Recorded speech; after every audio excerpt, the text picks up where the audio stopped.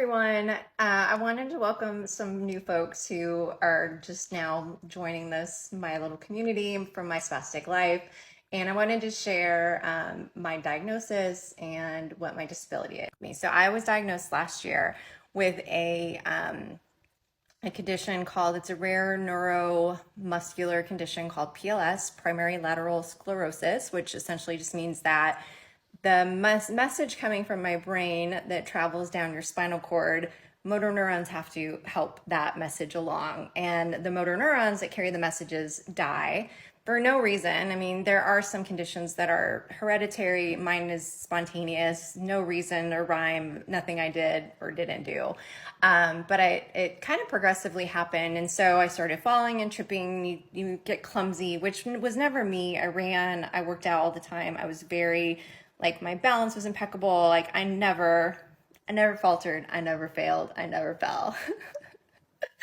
Until I did, which is good. I wouldn't change it for the world because I think it made me who I am right now. Do you want to say that? But it affects the muscles, so it causes weakness. So my hip flexors mainly, my glutes get weaker, so it's harder to lift your leg. And then a big part of walking is glutes too. So anything that involves walking is what's affected in me. So hip flexors lift your leg up, your glutes help to do the leg swing. You've got your dorsiflexion of your foot, which is your toe lift. That's affected too with this disease. There's other things that are similar. So if you think about MS, multiple sclerosis, very similar symptoms can happen but in that case, it's autoimmune and it's attack of the myelin sheath that goes down your spinal cord. There's ALS, which is very similar. The big difference is muscle atrophy. So I'm not losing muscle per se, but my muscles are weaker than they were before. I was diagnosed a year ago. I started having symptoms in 2019.